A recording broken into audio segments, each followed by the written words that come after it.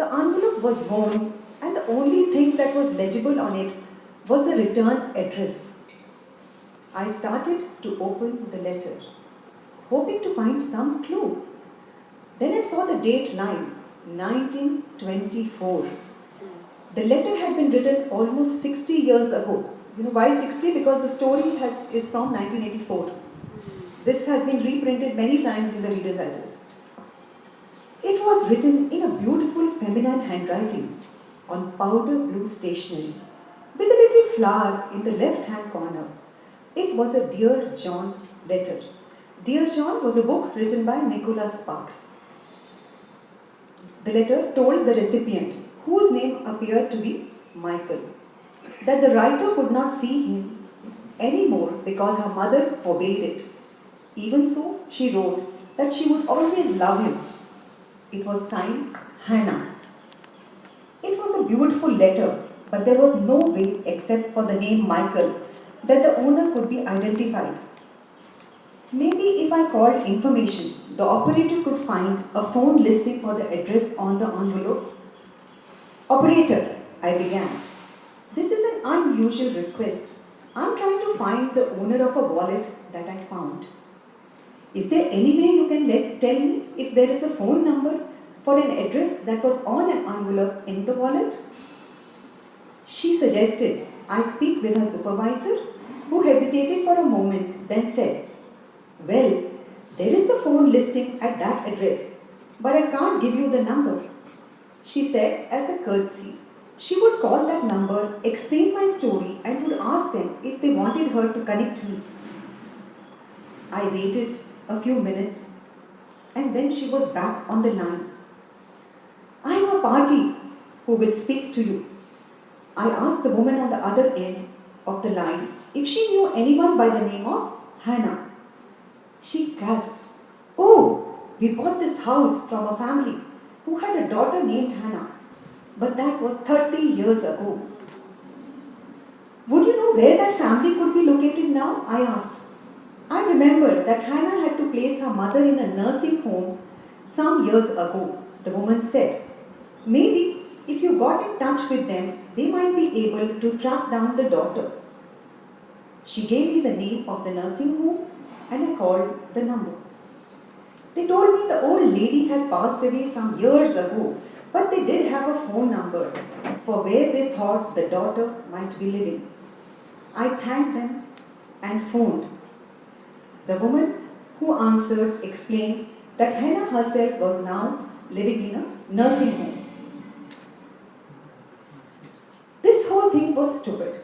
I thought to myself, why was I making such a big deal over finding the owner of a wallet that had only $3 and a letter that was almost 60 years old? Nevertheless, I called the nursing home in which Hannah was supposed to be living, and the man who answered the phone told me, yes, Hannah is staying with us. Even though it was already 10 p.m., I asked if I could come by to see her. Well, she said hesitatingly, if you want to take a chance, she might be in the day room watching television. I thanked him and drove over to the nursing home. The night nurse and a guard greeted me at the door. We went up to the third floor of the large building. In the day room, the nurse introduced me to Hannah. She was a sweet, silver-haired old-timer with a warm smile and a twinkle in her eye. I told her about finding the wallet and showed her the letter. The second she saw the powder blue envelope with that little flower on the left, she took a deep breath and said, young man, this letter was the last contact I ever had with Michael.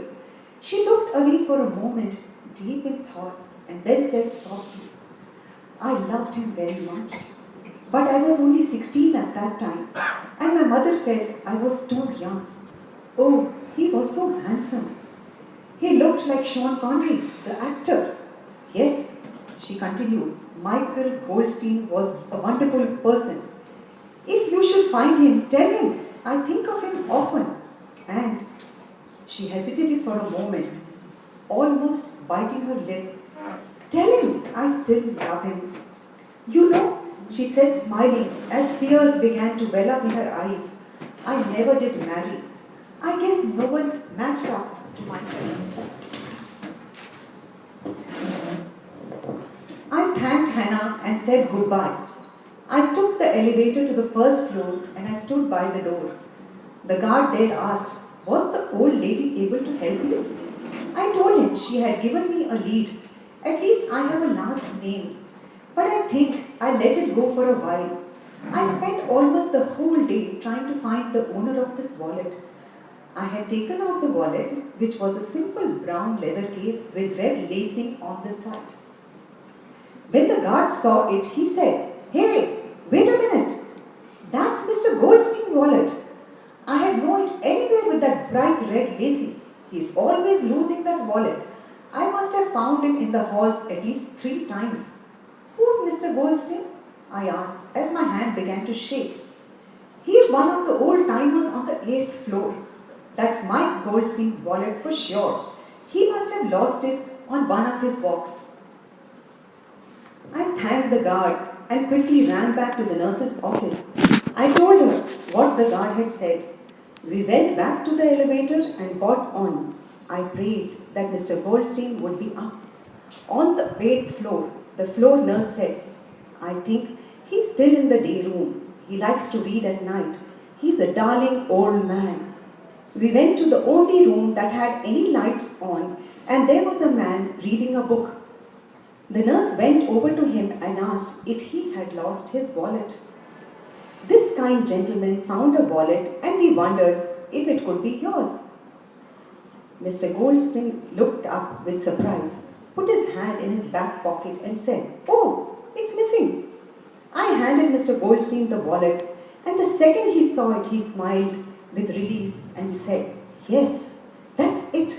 It must have dropped out of my pocket this afternoon. I want to give you a reward." "No, thank you," I said, "but I have to tell you something." I read the letter in the hope of finding out who owned the wallet. The smile on his face suddenly disappeared. "You read the letter?" "No, not only did I read the letter, I think I know where Hannah is." He suddenly grew pale. "Hannah?